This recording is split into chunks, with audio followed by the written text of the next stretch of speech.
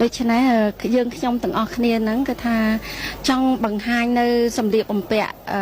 ពីបរមបុរាណពីដូនតាយើងដែលរក្សាទុកមកឲ្យហ្នឹងគឺថាចង់បង្ហាញនៅក្នុងថ្ងៃនេះដើម្បីឲ្យនារីខ្មែរជំនាន់ក្រោយគ្នាបានស្គាល់ផងចាដូចជាសម្ពុតចងក្បិនផាមួងគឺថាហូលចាមានក្រមាពានីគឺថាឲ្យគ្នាបានស្គាល់ផង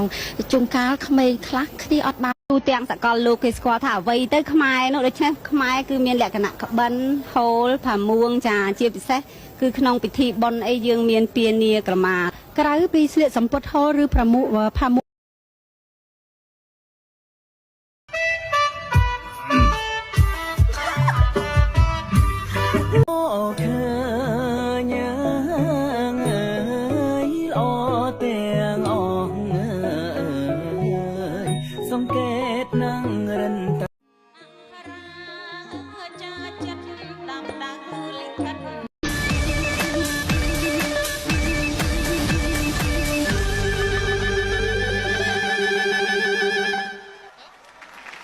Ladies and gentlemen, the contestants of Miss Global 2017.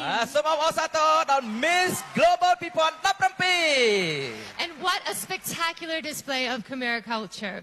Now, tonight, before the competition is over, our contestants will have to go through many different rounds before one of them will be crowned the new Miss Global 2017.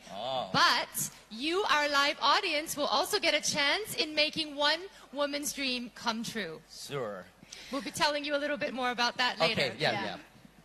បាទដូច្នេះក៏សូមជម្រាបជូនថាក្នុងចំណោមបបរកញ្ញាទាំង60រូបបាទនឹងមានមួយរូបคล้ายទៅជាម្ចាស់មកុដប្រចាំឆ្នាំ2017ប៉ុន្តែ